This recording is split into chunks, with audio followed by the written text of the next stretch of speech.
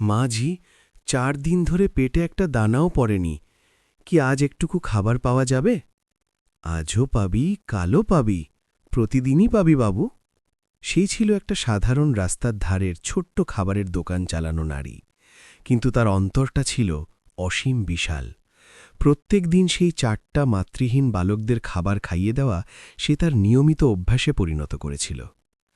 কালের চাকা ঘুরতে ঘুরতে 20 বছর অতিক্রম করে গেল। হঠাৎ একদিন সেই ছোট্ট দোকানের সামনে 4খানা ঝকঝকে বিলাসবহুল গাড়ি এসে দাঁড়াল। চারপাশের মানুষজন বিস্ময়ে হতবাক হয়ে গেল।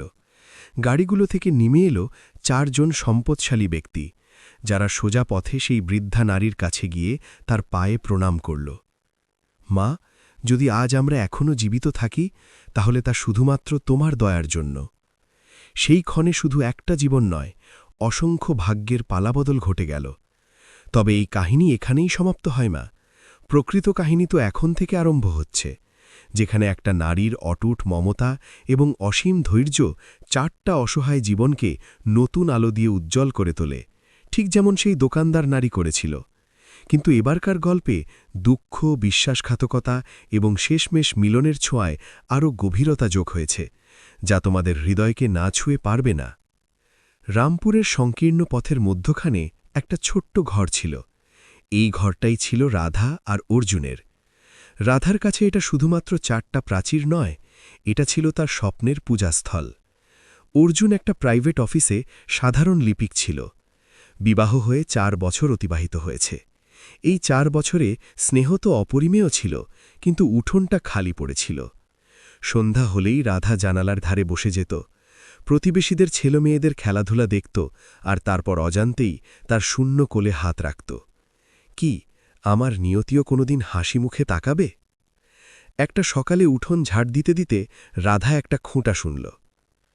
4 বছর অতিক্রান্ত হয়ে গেছে। যদি অর্জুন কোনো এমন নারীর সঙ্গে বিবাহ করত যে উত্তরাধিকার দিতে সক্ষম হতো, তাহলে আজ আমার কোলে নাতি খেলাধুলা করত।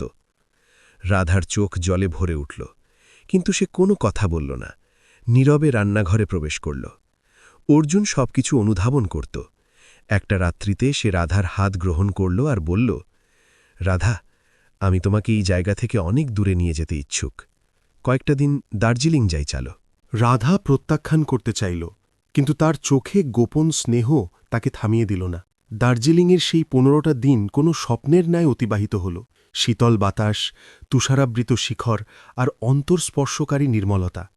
সেখানে একটা প্রাচীন শিব মন্দিরের সোপানে তাদের সাক্ষাৎ হল একটা সিদ্ধ পাহাড়ি সাধুর সঙ্গে।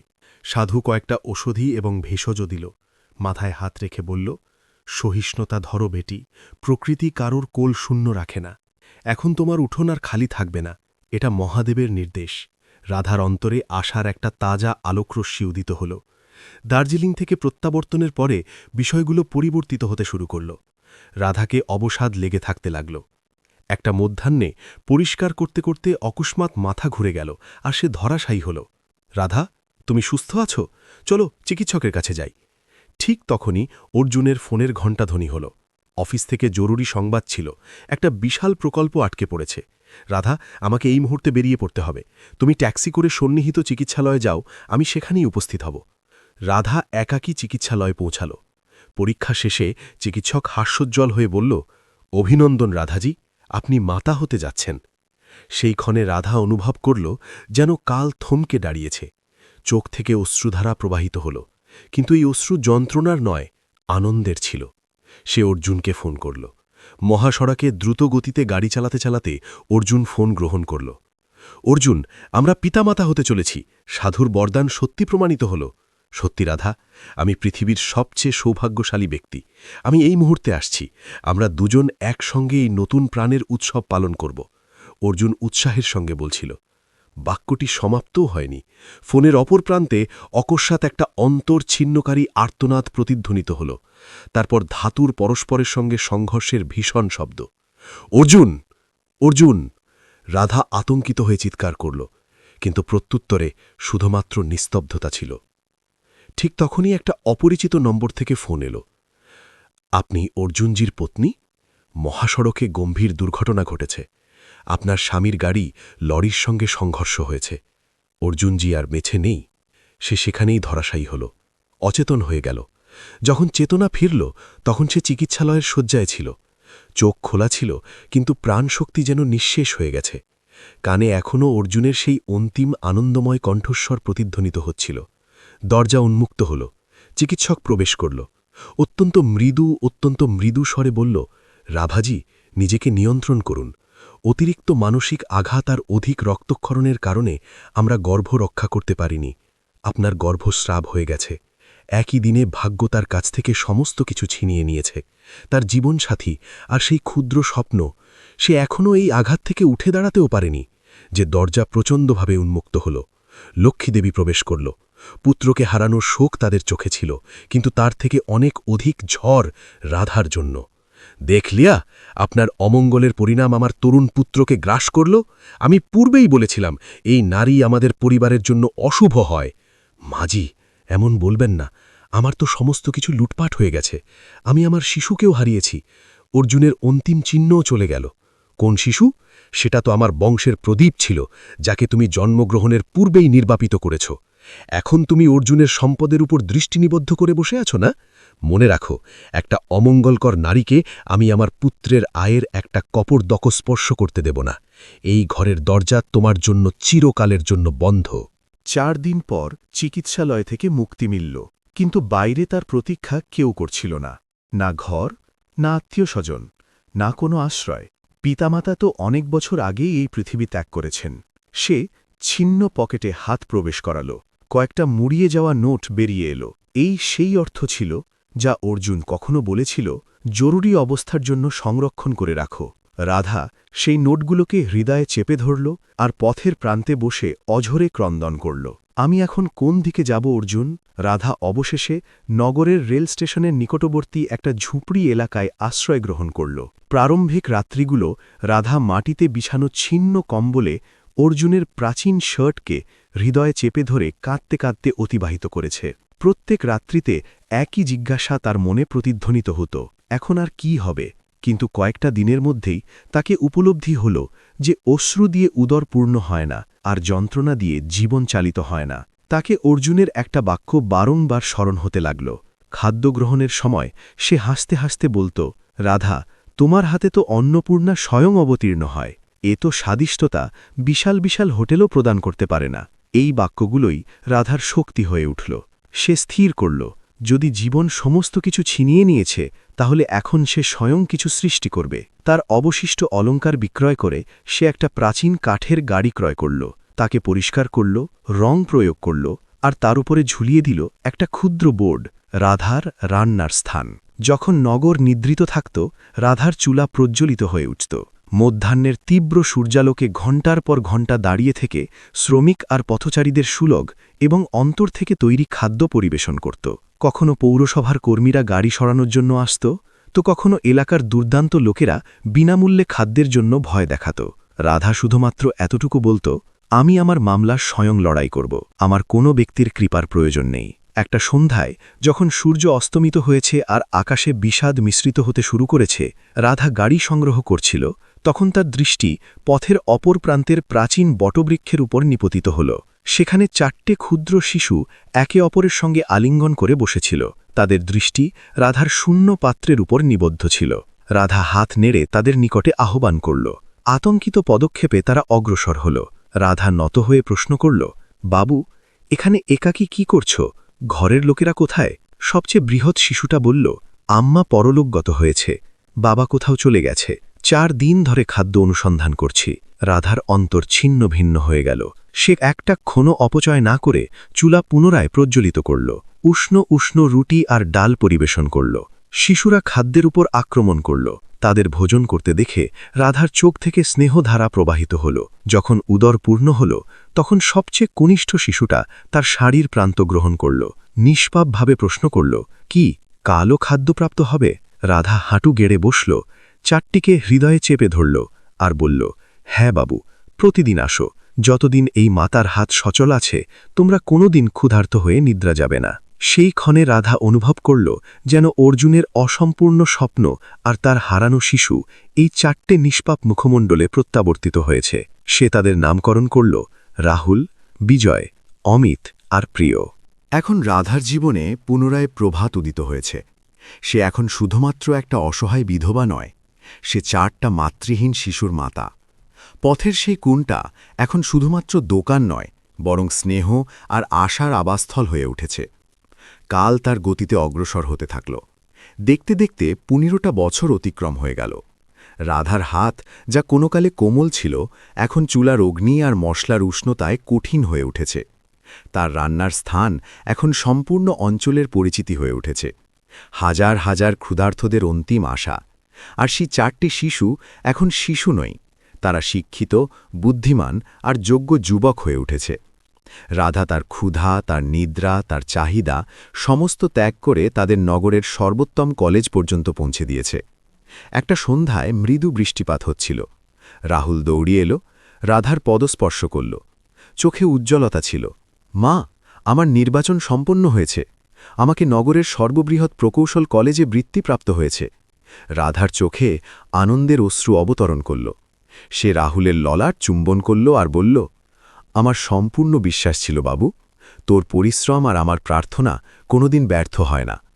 আজ যদি তোমার পিতা অর্জুন জীবিত থাকতেন, তো তাদের হৃদয় গর্বে বিস্তৃত হয়ে উঠত। ঘরে আনন্দের আলোক প্রত্যাবর্তিত হয়েছে। বিজয় আইনের শিক্ষায় খ্যাতি অর্জন করছে, আর অমিত বাণিজ্যের জগতে তার স্বতন্ত্র পরিচয় সৃষ্টি করতে আরম্ভ করেছে। প্রিয়া সমাজ কল্যাণে প্রবেশ করেছে, কারণ সে ক্ষুধাকে সবচেয়ে নিকট থেকে অনুভব করেছে। সেই প্রাচীন সম্পদশালী নির্মাতা, যার অত্যাচার কোনোকালে অর্জুনের প্রাণ হরণ করেছে আর রাধাকে পথে এনে দাঁড় করিয়েছে, এখন নগরের সর্বাধিক ক্ষমতাশালী আর নির্মম ব্যক্তি হয়ে উঠেছে। তাকে আশঙ্কা আক্রান্ত করতে লাগল। যদি এই 4 যুবক এইভাবে অগ্রসর হতে থাকে, তো একদিন আমার কর্মের হিসাব অবশ্যই দাবি করবে। আশঙ্কা তার অন্তরে ঘৃণা সৃষ্টি করল, আর ঘৃণা একটা তাজা চক্রান্ত। একটা মধ্যাহ্নে যখন রাধা চুলায় রুটি ভাজছিল, তখন কয়েকটা দুর্বৃত্ত আর উর্দিতে গোপন দুর্নীতিগ্রস্ত পুলিশ এসে উপস্থিত হল। কোনো সতর্কবাণী ছাড়াই গাড়ি উল্টিয়ে দিল। এ বুড়ি, এই ভূমি এখন শপিং মলের জন্য ক্রয় করা হয়েছে। তোর সামগ্রী সংগ্রহ কর আর এখান থেকে বিদায় নাও। রাধা হাত জোর করে অনুরোধ করল, সাহেব, এটাই আমার জীবিকা। এই শিশুদের ভবিষ্যৎ এই চুলার সঙ্গে যুক্ত। সেই রাত্রিতে রাধা প্রচণ্ড জ্বরে পুড়ছিল। একাকী কক্ষে শায়িত সে তার পুত্রদের স্মরণ করছিল। আর সেই অন্ধকারে নগরের অন্য প্রান্তে নির্মাতা তার চক্রান্তের সবচেয়ে বিপজ্জনক অংশ চালাচ্ছিল। সে 4 ভ্রাতার সঙ্গে সাক্ষাৎ করল। অসত্য দলিল, প্রাচীন ছবি আর বিষময় বাক্য। যে নারীকে তোমরা মাতা মনে করো, সেই তো তোমাদের পিতামাতার মৃত্যুর দোষী। সে আর তার স্বামী অর্জুন তোমাদের প্রকৃত পিতামাতাকে হত্যা করেছে। সে তোমাদের শুধুমাত্র তার অপরাধ ধোয়ার আর তোমাদের আয়ে অধিকার স্থাপনের জন্য লালন করেছে। রাহুল, বিজয়, অমিত আর প্রিয়া, যারা এখনও পৃথিবীর কৌশল থেকে দূরবর্তী ছিল, সেই অসত্যকে সত্য বলে গ্রহণ করল। বছরের স্নেহ একটা ক্ষণে ঘৃণায় রূপান্তরিত হল। সেই রাত্রিতে তারা ক্রোধে পরিপূর্ণ হয়ে রাধার কক্ষে পৌঁছাল। রাধা যেই তাদের দেখল, অসুস্থ অবস্থায়ও মুখে হাসি উদিত হল। আমার শিশুরা, তোমরা এসে পড়েছ। দেখো, মা তোমাদের জন্য পায়েস তৈরি করেছে। কিন্তু প্রত্যুত্তরে রাহুল পায়েসের পাত্রকে পদাঘাত করল।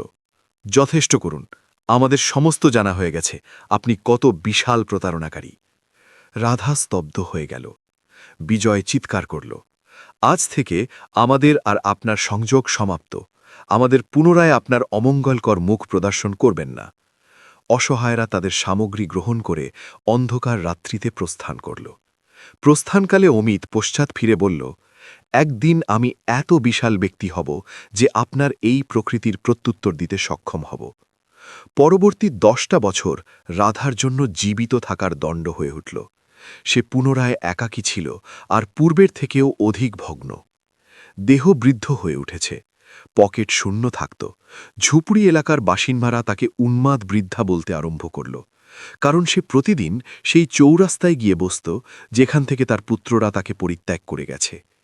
তাকে এখনও বিশ্বাস ছিল, সম্ভবত বিলম্বিত হলেও, কিন্তু একদিন সত্য অবশ্যই প্রত্যাবর্তিত হবে।